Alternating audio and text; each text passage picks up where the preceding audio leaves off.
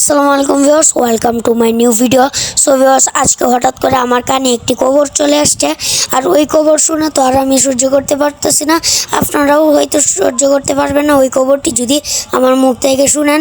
তো ভিউয়ার্স, যাচ্ছি আমরা ওই গ্রাম বাংলার ঐতিহ্যবাহী কুস্তি খেলা।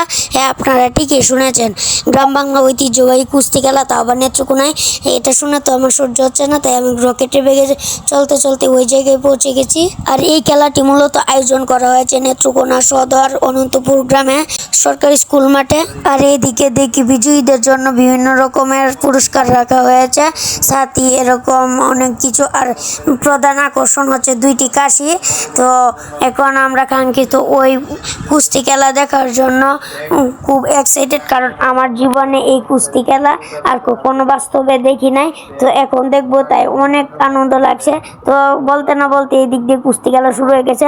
আর কুস্তি খেলা শুরু হয়েছে একজন বৃদ্ধ লোকের আর জন মানুষের মধ্যে না।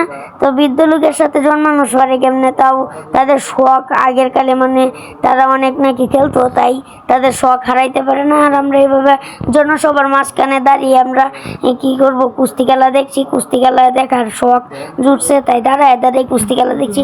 প্রচণ্ড মানুষ হয়েছিল, গ্রাম বাংলার ঐতিহ্য তো, তাই অনেক মানুষ হয়েছিল। তো সবের খেলা দেখা শেষ। সোনা বাংলাদেশ আজকের মতো জায়গায় দেখা হবে পরবর্তী নেক্সট ভিডিওতে।